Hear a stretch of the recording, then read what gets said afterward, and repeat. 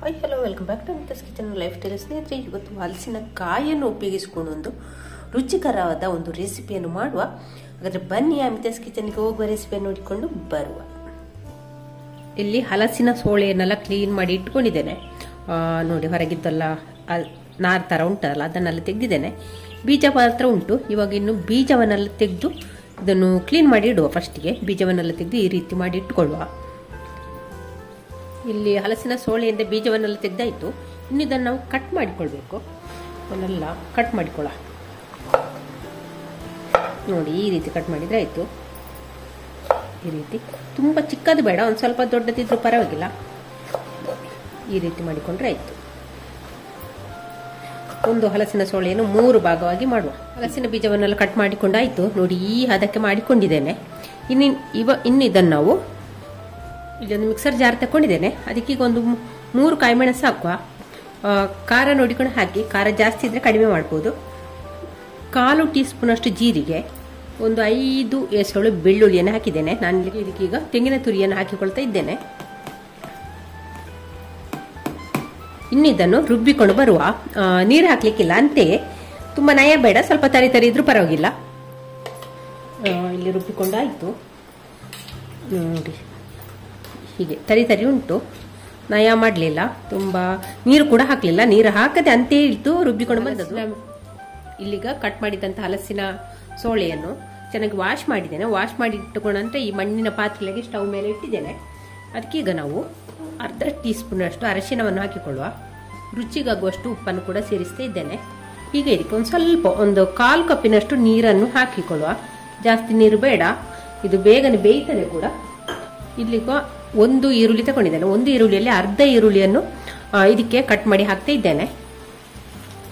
ಹಾಕಿ ಒಮ್ಮೆ ಚೆನ್ನಾಗಿ ಮಿಕ್ಸ್ ಮಾಡುವ. ಇನ್ನು ಇದನ್ನು ಮುಚ್ಚಿ ಬೇಯಿಸುವ. ಎಡೆಯಲ್ಲಿ ಮುಚ್ಚಳ ತೆಗೆದು ಆಗಾಗ ಇದನ್ನು ಆಡಿಸ್ತಾ ಇರಬೇಕು, ಕೈ ಆಡಿಸ್ತಾ ಇರಬೇಕು, ಇಲ್ಲದ್ರೆ ತಳ ಹಿಡ್ಕೊಳ್ಬಹುದು. ಇವಾಗ ಇದಕ್ಕಿಂತ ಮೊದಲು ನಾನು 1-2 ಸಲ ಮುಚ್ಚಳ ತೆಗೆದು ಚೆನ್ನಾಗಿ ಮಗುಚಿಕೊಂಡಿದ್ದೇನೆ. ಇವಾಗ ನೋಡಿ, ಮಗುಚಿದ್ದೇನೆ, ಹಾಗೆ ಬೆಂದಿದೆ ಕೂಡ. ನೋಡಿ ನೋಡಿ, ಇಷ್ಟಾದರೆ ಸಾಕು. ಇವಾಗ ನಾವು ಸ್ಟವ್ ಆಫ್ ಮಾಡಿಕೊಳ್ಳುವ. ಬೆಂದು ಅಂಟಿನಾಗೆ ಕುದಿಬೇಡ, ಇದು ಸಹ ಬೆಂದಿದೆ. ನೋಡಿ, ಈಗೆಲ್ಲ ಬೆಂದಿದೆ ಕೊಳೆ. ಇಷ್ಟಾದ್ರೆ ಸಾಕು. ಇವಾಗ ಇನ್ನು ಸ್ಟವ್ ಆಫ್ ಮಾಡಿಕೊಳ್ಳುವ. ಇವಾಗ ಇಲ್ಲೊಂದು ಕಡಾಯಿ ಇಟ್ಟಿದ್ದೇನೆ. ಅದಕ್ಕೆ ಈಗ ಒಂದು 2 ಟೀ ಸ್ಪೂನ್ ಅಷ್ಟು ಕೊಬ್ಬರಿ ಎಣ್ಣೆಯನ್ನು ಹಾಕಿಕೊಳ್ಳುವ. ಅದಕ್ಕೊಂದು ಅರ್ಧ ಟೀ ಸ್ಪೂನ್ ಅಷ್ಟು ಸಾಸಿವೆಯನ್ನು ಹಾಕಿಕೊಳ್ಳುವ. ಸಾಸಿವೆ ಚಟಪಟ ಅಂತ ಹೇಳಿಕ್ಕೆ ಶುರು ಆಯಿತು. ಆಗ ಜಜ್ಜಿದ 2 ಎಸಳು ಬೆಳ್ಳುಳ್ಳಿಯನ್ನು ಹಾಕ್ತಾ ಇದ್ದೇನೆ. ಹಾಗೆ ಉದ್ದಿನಬೇಳೆ, 1 ಟೀ ಸ್ಪೂನ್ ಅಷ್ಟು ಉದ್ದಿನಬೇಳೆ. ಸಾಸಿವೆ ಯಾವಾಗಲೂ ಚೆನ್ನಾಗಿ ಕಾಯಬೇಕು, ಪಟಪಟ ಅಂತ ಹೇಳಬೇಕು. ಹಾಗೆ ಇಲ್ಲಿ ಬೇವು ಸೊಪ್ಪನ್ನು ಕೂಡ ಹಾಕಿಕೊಳ್ಳುವ. ಬೇಸ್ ಕಟ್ ಮಾಡಿ ಹಾಕುವ.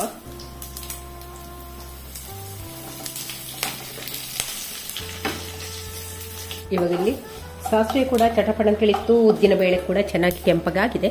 ಈಗ ಕಟ್ ಮಾಡಿ ಇಟ್ಕೊಂಡಂತ ಅರ್ಧ ಈರುಳ್ಳಿಯನ್ನು ಹಾಕ್ತಾ ಇದ್ದೇನೆ. ಅರ್ಧ ಈರುಳ್ಳಿ ನಾವು ಅಲ್ಲಿ ಹಲಸಿನ ಸೋಳೆ ಬೇಯಿಸುವಾಗ ಹಾಕಿಕೊಂಡಿದ್ದೇವೆ. ಅರ್ಧ ಈರುಳ್ಳಿ ಈಗ ಹಾಕಿ ಒಂದು ಸ್ವಲ್ಪ ಕೆಂಪಗಾಗೋ ತನಕ ಫ್ರೈ ಮಾಡಿದ್ರೆ ಆಯಿತು. ಈರುಳ್ಳಿ ನೋಡಿ, ಇಲ್ಲಿ ಕಲರ್ ಚೇಂಜ್ ಆಗಿದೆ, ಒಂದು ಸ್ವಲ್ಪ ಕೆಂಪಗಾಗಿದೆ. ಇವಾಗ ನಾವು ರುಬ್ಬಿಟ್ಟಂತ ಮಸಾಲೆಯನ್ನು ಅದಕ್ಕೆ ಸೇರಿಸಿಕೊಳ್ಳುವ. ಬೆಂಕಿಯನ್ನು ಮೀಡಿಯಂ ಫ್ಲೇಮಲ್ಲಿ ಇಟ್ಕೊಳ್ಳಿ. ಇವಾಗ ಇದಕ್ಕೆ ಸ್ವಲ್ಪ ಇಂಗನ್ನು ಕೂಡ ಸೇರಿಸಿಕೊಳ್ಳುವ. ಒಗ್ಗರಣೆಗೆ ಇಲ್ಲಿ ಸೈಡಿಗೆ ಒಂದು ಸ್ವಲ್ಪ ಇಂಗನ್ನು ಕೂಡ ಹಾಕ್ತಾ ಇದ್ದೇನೆ. ಹಾಕಿ ಒಮ್ಮೆ ಫ್ರೈ ಮಾಡಿಕೊಳ್ಳ. ಸ್ವಲ್ಪ ಅರಶಿನವನ್ನು ಕೂಡ ಸೇರಿಸ್ತಾ ಇದ್ದೇನೆ. ಹಾಕಿ ಒಮ್ಮೆ ಚೆನ್ನಾಗಿ ಫ್ರೈ ಮಾಡುವ ಈ ಮಸಾಲೆಯನ್ನು. ಬೆಂಕಿಯನ್ನು ಮೀಡಿಯಂ ಫ್ಲೇಮಲ್ಲಿ ಇಟ್ಟುಕೊಂಡೇ ಫ್ರೈ ಮಾಡಿದ್ರೆ ಆಯಿತು. ಈ ಮಸಾಲೆ ಹಸಿ ವಾಸನೆ ಹೋಗಬೇಕು, ಆ ರೀತಿ ಫ್ರೈ ಮಾಡಿದ್ರೆ ಆಯಿತು. ಕಾಯಿಮೆಣಸು, ಜೀರಿಗೆ ಅದರದ್ದು ಹಸಿ ವಾಸನೆ ಹೋಗಬೇಕು, ಆ ರೀತಿ ಒಂದು ಸ್ವಲ್ಪ ಹೊತ್ತು ಒಂದು ಫ್ರೈ ಮಾಡುವ. 1-2 ನಿಮಿಷ ಫ್ರೈ ಮಾಡಿಕೊಂಡ್ರೆ ಆಯಿತು. ಹಲಸಿನಕಾಯಿ ಬೇಯಿಸುವಾಗ ಸಹ ಉಪ್ಪು ಹಾಕಿದ್ದೇವೆ. ಇವಾಗ ಇಲ್ಲಿ ಮಸಾಲೆಗೆ ಒಂದು ಸ್ವಲ್ಪ ಉಪ್ಪು ಹಾಕ್ತಿದ್ದೇನೆ. ಹಲಸಿನಕಾಯಿ ಬೇಯಿಸುವಾಗ ಜಾಸ್ತಿ ಉಪ್ಪು ಹಾಕಿದ್ರೆ ಮಸಾಲೆಗೆ ಹಾಕಬೇಕು ಅಂತಿಲ್ಲ. ನಾನು ಹಲಸಿನಕಾಯಿ ಬೇಯಿಸುವಾಗ ಒಂದು ಸ್ವಲ್ಪ ಕಡಿಮೆ ಹಾಕಿದ್ದೆ. ಈಗ ಹಾಕಿ ಒಮ್ಮೆ ಚೆನ್ನಾಗಿ ಮಿಕ್ಸ್ ಮಾಡ. ನೋಡಿ, ಇಲ್ಲೊಂದು ಫ್ರೈ ಮಾಡೋದು ಒಂದು 2-3 ನಿಮಿಷ ಆಯಿತು. ಅಂದರೆ ನಮಗೆ ಇಲ್ಲಿ ಬೆಳ್ಳುಳ್ಳಿ ಮತ್ತು ಈ ಕಾಯಿ ಮೆಣಸು, ತೆಂಗಿನಕಾಯಿ ಎಲ್ಲ ಒಂದು ಸ್ವಲ್ಪ ಫ್ರೈ ಆಗಬೇಕು. ಹಾಗಾಗಿ ನೋಡಿ, ಇಷ್ಟಾದರೆ ಸಾಕು. ಇವಾಗ ನಾವು ಇದಕ್ಕೆ ಬೇಯಿಸಿಟ್ಟುಕೊಂಡಂಥ ಹಲಸಿನ ಸೋಳೆಯನ್ನು ಹಾಕಿಕೊಳ್ಳ. ತುಂಬ ನೀರು ಹಾಕಿ ಬೇಯಿಸಬೇಡ, ಹದವಾಗಿ ನೀರು ಹಾಕಿ ಬೇಯಿಸಿದ್ರೆ ಸಾಕು. ಹಲಸಿನಕಾಯಿ ಸೋಳೆ ಬೇಗನೆ ಬೇಯ್ತದೆ, 1-2 ನಿಮಿಷದಲ್ಲಿ ಬೆಂದಾಗ್ತದೆ. ಹಾಕಿ ಒಮ್ಮೆ ಇದನ್ನೊಮ್ಮೆ ಚೆನ್ನಾಗಿ ಮಿಕ್ಸ್ ಮಾಡುವ. ಮಸಾಲೆಗೆ ಹಾಕಿ ನೀರು ಹಾಕೋದು ಬೇಡ. ನಮಗೆ ಇಲ್ಲಿ ಒಂದು ಸ್ವಲ್ಪ ಹುಡಿಯೇ ಬೇಕು, ಡ್ರೈ ಬೇಕು.